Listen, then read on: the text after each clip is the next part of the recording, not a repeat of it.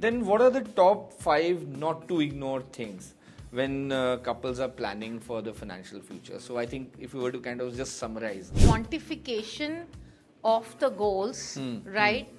And having a financial plan.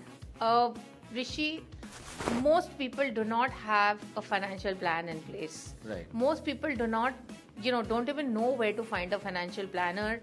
So it's very difficult for them to actually have a structure around their goals because and unless you really have a structured plan around the goal, it's very difficult to achieve it, right?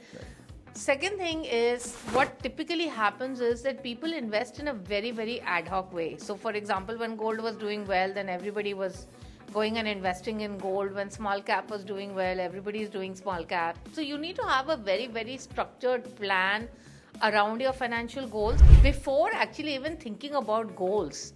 It is very important to do two things. One is to create a very good foundation, and the only way you can build a good foundation is good savings, for which, whether you like it or not, you need to budget. Okay?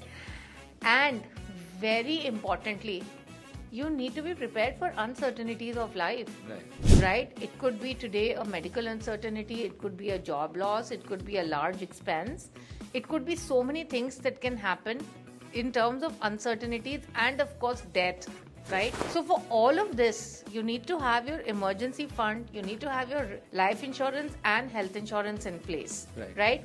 And again, when you look at life and health insurance, you need to have the right amount. Right, as I'm sure you know, we have India is one of the most underinsured countries in the world, right? Even at an individual level. Correct. So this is what I would say, that overall you need to have a plan for your finances, but before you can think about goals, think about protecting yourselves against uncertainties, and of course building savings, which is very important to build a good foundation.